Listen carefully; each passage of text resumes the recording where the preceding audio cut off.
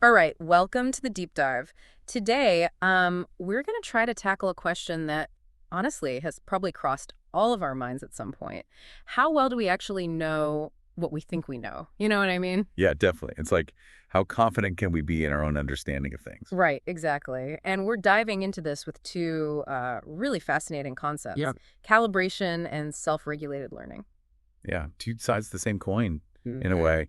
And luckily, you sent over this paper, Nancy J. Stone's 2000 study, exploring the relationship between calibration and self-regulated learning. And I mean, it really lays out a solid foundation for understanding how these two ideas connect and sort of influence each other. Perfect. So, listener, what we want you to get from this deep dive is a real grasp of that connection. We don't want you to just like passively hear about calibration and self regulated learning. We want you to come away actually understanding how they work together and even better, how you can use those insights to learn more effectively and, become a better judge of your own knowledge. Couldn't agree more. You know, before we get too far, maybe it's helpful to define these terms. So, according to Stone's paper, what exactly is calibration? Like, what are we even talking about here? Okay, so think of it like this. Calibration is all about the relationship between how confident you feel in your performance and how accurate that feeling actually is. It's like how well your inner sense of certainty matches up with the reality of, how well you did. Yeah, a classic example is taking a test. If you walk out of that exam room feeling, I don't know, 70% confident that you aced it, you'd be perfectly calibrated if you actually scored a 70%. Exactly. It's not just about how much you know, it's about how accurately you judge what you know. Exactly. Now, that's calibration.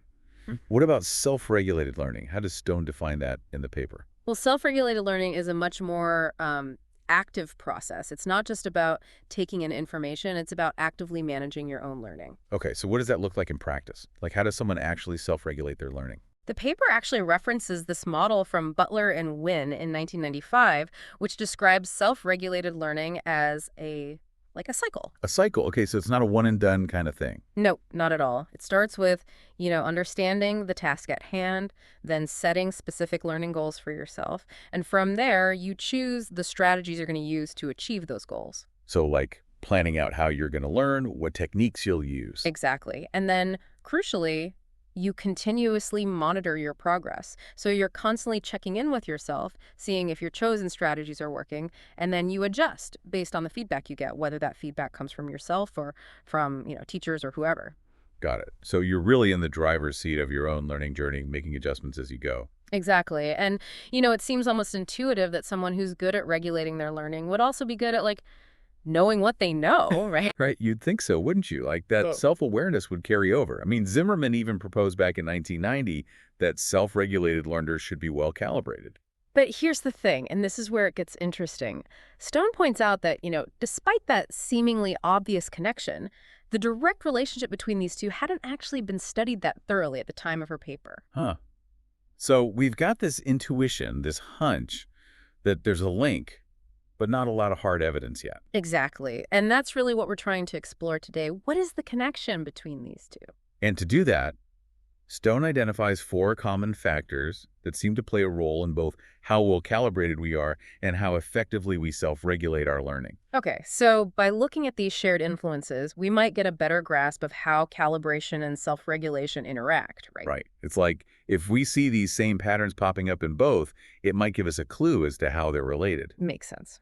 So what are these four factors? Well, Stone breaks them down into individual characteristics, how we test and monitor ourselves, the feedback we receive, and even the methods researchers use to actually study these things. Okay, so a pretty broad range of factors, from our own personal traits to the scientific tools used to understand these concepts. Exactly.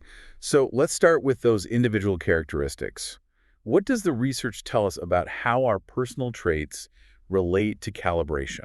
Like what kind of patterns do we see? Well, one really common finding in calibration research is this thing called the hard easy effect. Hard, easy effect. Okay, break that down for me. What does that actually mean? So basically, we tend to be overly confident when we're tackling difficult tasks. Okay, yeah, that kind of makes sense, right? Like you overestimate your abilities when things are tough. But what about the easy part? That's where it gets interesting. We often underestimate our abilities on easier tasks. Really? So we're overconfident when it's hard and underconfident when it's easy. That seems kind of counterintuitive. Yeah, it is like our internal difficulty meter is a little wonky, you know? And there's a ton of research backing this up too. Like studies from Bjorkman in 92, Lichtenstein and others in 82, they all point to the same pattern. So it's not just a fluke. It's a pretty consistent finding. Exactly. And then there's Metcalf's feeling of warmth study from 92, which showed that we can like feel like we're right there on the verge of knowing something, even when we're totally off base. Oh, wow. So it's like that feeling of, oh, it's on the tip of my tongue, but it never actually comes. Yeah, exactly. Like that sense of knowing can be super misleading. So we're not always the best judges of our own knowledge, Yeah. especially when it comes to difficulty. What about expertise? Like, you'd think the more you know about something, the better you'd be at judging your knowledge, right? That's definitely the logical assumption. And, some research does suggest that higher performers, people who are more knowledgeable, tend to be better calibrated overall. Okay, so experience and knowledge do play a role as you'd expect. Yeah. Yeah. But then there's this idea called the self-classification hypothesis, which comes from Glenberg and Epstein's work in 87.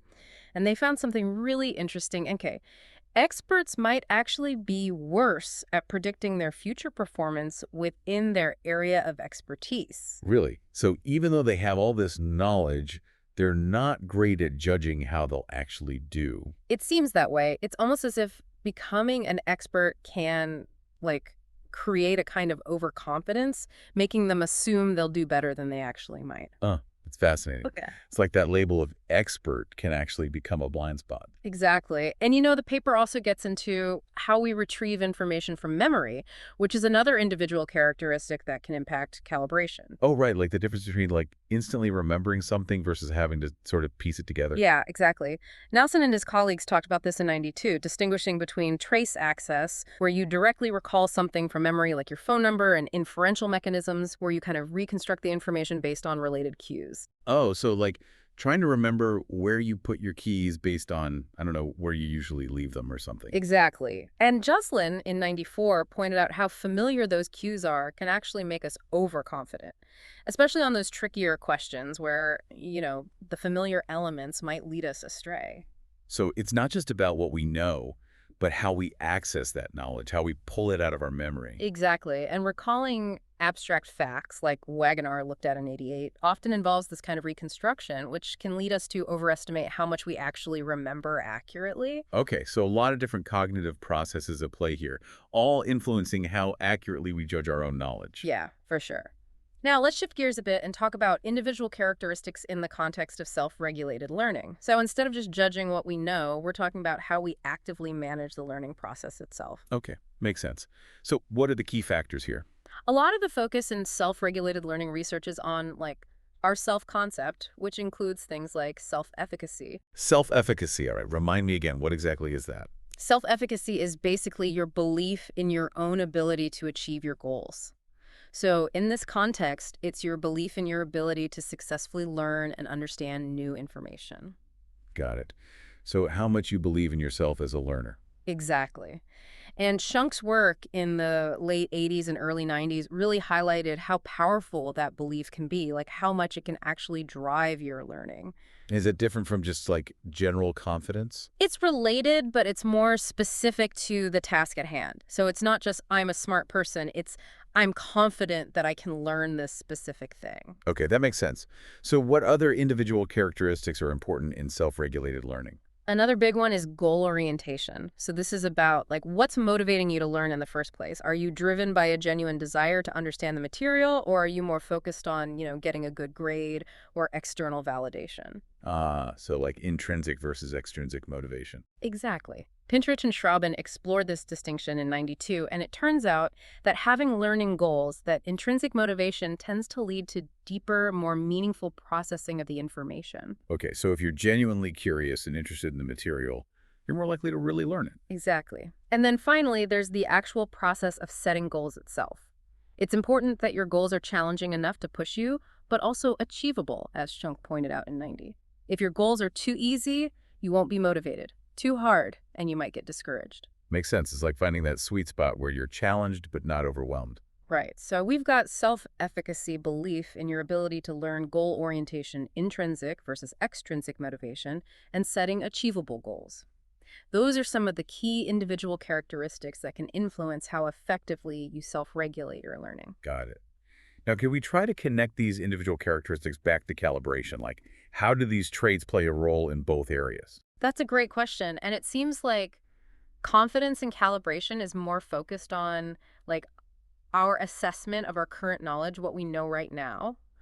Whereas self-efficacy in the context of self-regulated learning is more about our belief in our future learning potential, what we're capable of learning going forward. Yeah, that's a good distinction. It's like calibration is looking back at what we've already learned, while self-efficacy is looking ahead at what we can learn. Exactly. And this was a point that Wynne made in 96, and it raises a really interesting paradox. A paradox, huh? Yeah, so we've talked about how overconfidence can hurt calibration because we think we know more than we do. But it turns out that a bit of overconfidence might actually be helpful for self-regulation. Really? How so? Well, it can increase our persistence when we hit those inevitable roadblocks in the learning process. Like if we believe we're capable of learning something, even if we struggle at first, we're more likely to keep trying, to put in the effort. This idea comes from the work of Bandura and Cutler and Wolf. So it's like a double-edged sword. Overconfidence can hurt our accuracy in judging our current knowledge, but it can also fuel our motivation to keep learning. Exactly. It really makes you wonder if perfect calibration is always the ideal. Maybe a little bit of overconfidence, a healthy dose of self-belief can actually be beneficial in some situations. Makes you think, doesn't it? All right, let's move on to the second common factor, self-testing and self-monitoring. Now, how do these activities relate to calibration? Self-testing, especially when it's done well, seems to be a really effective way to bring our confidence in line with our actual knowledge. It's almost like the opposite of that familiarity-based overconfidence that we were just talking about. Okay, so it's not just about passively reviewing the material. It's about actively testing yourself to see what you really know. Exactly. And research suggests that when we incorporate self-testing into our learning, things like embedding questions, using examples, even filling in missing letters in text, it helps us develop a much more accurate sense of what we know and what we don't know. Oh, interesting. So even those seemingly small activities can make a difference. Yeah, they really can. It's about actively engaging with the material, not just letting it passively wash over you. Like Markey and his colleagues did a study in 90 where they had people fill in missing letters, and it actually led to significant improvements in calibration. So forcing yourself to retrieve the information, even in a small way, can make a big impact. Exactly. And the paper also emphasizes the importance of challenging your own understanding, not just looking for confirmation of what you already think you know. Oh, like actively trying to prove yourself wrong? In a way, yeah. Like Coriat's research in 92 found that generating arguments against what you believe is far more effective for improving calibration than just focusing on reasons why you think you're right. It's like you have to actively confront the potential gaps in your knowledge. That's a good point. It's easy to fall into that trap of only looking for evidence that supports what we already believe. So in the context of calibration, self-testing is about actively probing our knowledge and being willing to question our own assumptions. Now, what about self-monitoring? How does that fit into self-regulated learning? Self-monitoring is like this crucial internal feedback loop in self-regulated learning. It's what Bandura and Butler and Wynne really emphasize. It's about constantly checking in with yourself, assessing your progress toward your learning goals. So it's like having that internal compass, always making sure you're on track. Exactly. And self-testing, like asking yourself questions about the material, evaluating your own understanding, is a key strategy within this broader process of self-monitoring. Got it. So self-testing is a tool that helps you self-monitor. Right. And by doing that, by actively engaging in self-testing, we promote that deeper processing of information that people like Craik and Lockhart and Biggs have talked about. It helps us build a more robust and interconnected understanding of the material. So it's not just about, checking boxes. It's about really digging into the material and making those connections. Exactly. And while there's definitely an overlap between self-testing and calibration and self-testing and self-regulated learning, there's also a subtle difference. What's the difference? Well, in calibration, the focus is more narrowly on the accuracy of our knowledge assessment, like at a particular moment in time. Whereas self-monitoring, in the context of self-regulated learning, is more of an ongoing process of tracking our progress and adapting our learning strategies over time. Okay, so one is more of a snapshot and the other is more of a continuous film. Exactly. But, regardless of the context, that challenging form of self-testing where you're really pushing yourself seems to benefit both calibration and self-regulated learning. Right. It's like that active engagement with the material is key to improving both how accurately we judge our knowledge and how effectively we learn.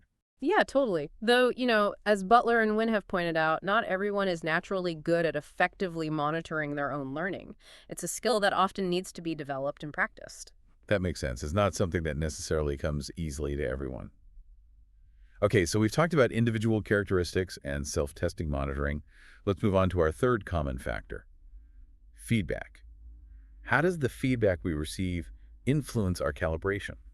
Feedback seems to be super important for improving our calibration. Like Winman and Jocelyn, they propose that feedback helps us refine our cognitive judgments about our own knowledge. It helps us make better decisions about what we know and don't know. And I imagine the type of feedback probably matters too, But right? absolutely. For example, for experts in a particular field, receiving immediate feedback on their performance can really boost their calibration. It's like they get that instant confirmation of whether their judgments were accurate. Yeah, like a reality check in real time. Exactly. And even with children, Newman and Wick found that giving feedback, especially on those harder tasks, can help reduce overconfidence by encouraging kids to, align their confidence with their actual abilities. So feedback can help us be more realistic, regardless of our age or expertise level. Exactly. And, the paper also talks about how feedback can actually shift our attention. Like Schraw and his colleagues found that when students were given incentives to improve their calibration, they actually started focusing more on actively monitoring their own performance, which in turn led to better calibration. Interesting. So instead of just focusing on getting the right answer, they became more aware of their own thinking process. Exactly. And then there's this concept of calibration feedback itself, which Glenberg and Epstein introduced. It's basically just receiving information about how well your confidence matches your actual accuracy. So it's like feedback about your feedback. Yeah, basically. Like, hey, you thought you were 80% sure, but you actually only got 60% right. Maybe adjust your confidence levels a bit. Okay, that makes sense. But, feedback isn't always straightforward, right? Like we don't always interpret it accurately. You're totally right. The paper brings up things like hindsight bias, which is that tendency to think we knew something all along once we've learned the answer. Hmm. And that can really distort our future confidence judgments. Right, that I knew it all along feeling. Exactly. And it can prevent us from accurately assessing our initial understanding. Plus, feedback can also interact with our perceived level of expertise. Like Trafimo and Sneechek did a study where they manipulated students' perceived standing in a class, and it actually affected their confidence levels. Oh, wow. So just thinking you're at the top or bottom of the class can influence how confident you feel. Yeah, it's pretty wild. It really highlights how feedback needs to be accurate and foster a genuine sense of competence rather than just inflating our egos. Okay, so in the world of calibration, feedback is all about helping us adjust our confidence levels to better reflect our actual knowledge. Now, how does feedback play a role in self-regulated learning? In self-regulated learning, feedback can come from a bunch of different places. It can be internal, like the feedback we get from self-monitoring our progress. That's the kind we've been talking about. Right, like checking in with yourself, seeing how you're doing. Exactly. Or it can be external, coming from teachers, classmates, even just the results of our work. So a mix of internal and external sources. Right. And Butler and Wynne make a really important point about the different types of feedback.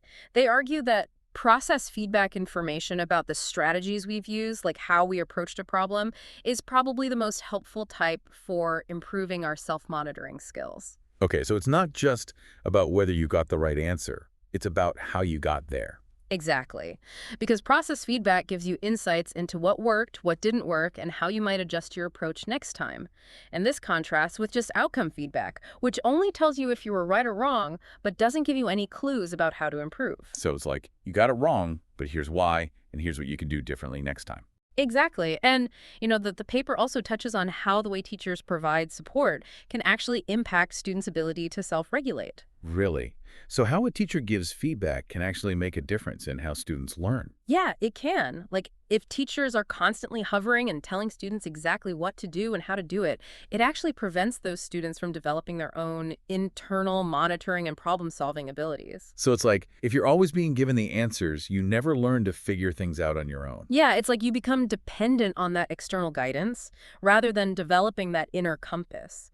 And Wynne makes the point that we need practice in actively using feedback to become truly effective, self-regulated learners. That makes sense. It's Yeah. like any skill you have to actively use it to get better at it. Exactly. So when we look at feedback across both calibration and self-regulated learning, we see these different types: process, outcome, internal, external. And the key takeaway seems to be that effective feedback, regardless of where it comes from, should ultimately enhance our ability to generate our own feedback through better self-testing and self-monitoring. So it's like feedback is a tool that can help us become more self-sufficient, both in terms of accurately judging our knowledge and regulating our own learning. Exactly. It's about moving away from relying on external validation and toward developing that internal compass that guides our learning and understanding. Makes sense. Okay, so we've covered individual characteristics, self-testing, monitoring, and feedback. Now let's tackle the last common factor, the method of analysis. How does that impact our understanding of calibration? The paper really highlights how, like, the timing of when we measure confidence, the types of questions we use, all of those things can actually affect what we learn about calibration. For example, Walsick and Hall in '89 found that people tend to report higher confidence levels right after they study something compared to after they've actually taken a test on it. Oh, interesting. So like in the moment, we feel more confident, but that confidence might drop when we actually have to put our knowledge to the test. Yeah, exactly. And it probably relates back to that feeling of familiarity we were talking about earlier. Like when the information is fresh in our minds, we feel more confident. But that confidence might not be as accurate. Right, like you just read something, so you think you know it well, Yeah. but then you forget it later. Yeah. What about the types of questions used? How does that come into play? Well, the paper points out that a lot of calibration research relies on these two alternative forced choice questions. Like true or false, A or B. Yeah, right. So it's a very specific type of knowledge assessment. Exactly. And it makes you wonder if calibration would look different if we used, like, essay questions or oral exams, which require more open-ended recall and explanation. Right, because those types of assessments tap into a different kind of knowledge, a different way of thinking about and using what you know. Exactly. And another interesting finding from the paper is that individuals' calibration ratings tend to be relatively consistent over time. So, like, if someone tends to be overconfident in one situation, they're likely to be overconfident in others too. Okay, so there's some individual stability there, like a personal tendency toward or underconfidence. Yeah, it seems that way. And, that's pretty important because it suggests that if we can identify our own tendencies, like, are we generally overconfident, underconfident, we can actually develop strategies to improve our calibration in a more lasting way. That makes sense. Like if you know your weaknesses, you can work on them specifically. Okay, so that's how researchers study calibration. What about self-regulated learning? How do they go about measuring that? Measuring self-regulated learning is a bit trickier because you're trying to capture a process, not just a single outcome. So researchers use a bunch of different tools: questionnaires, self-report measures where students, like, reflect on their own learning behaviors. So getting students to think about and describe how they learn. Yeah, exactly. And then there are also things like teacher ratings, where teachers observe students and assess their self-regulation skills, and even direct behavioral observations, where researchers actually watch students as they learn and note their behaviors. Okay, so a pretty diverse set of approaches to try to capture this complex process. Exactly. And, there are some established scales and questionnaires used in this research, like the ones developed by Zimmerman and Martinez-Pons, the Motivated Strategies for Learning questionnaire from Pinterich and his colleagues. These tools try to get at different aspects of self-regulated learning. And what kind of things are they looking for specifically? Like what aspects of self-regulated learning are they trying to measure? It varies. Like, some measures might focus on students' overall belief in their ability to learn their self-efficacy, while others might look at the specific learning strategies they report using, like, do you use flashcards? Do you summarize the material in your own words? Things like that. So getting at both the beliefs and the actual behaviors. Exactly. And, the context of the learning task is super important too. What exactly are students being asked to learn? And who are the learners?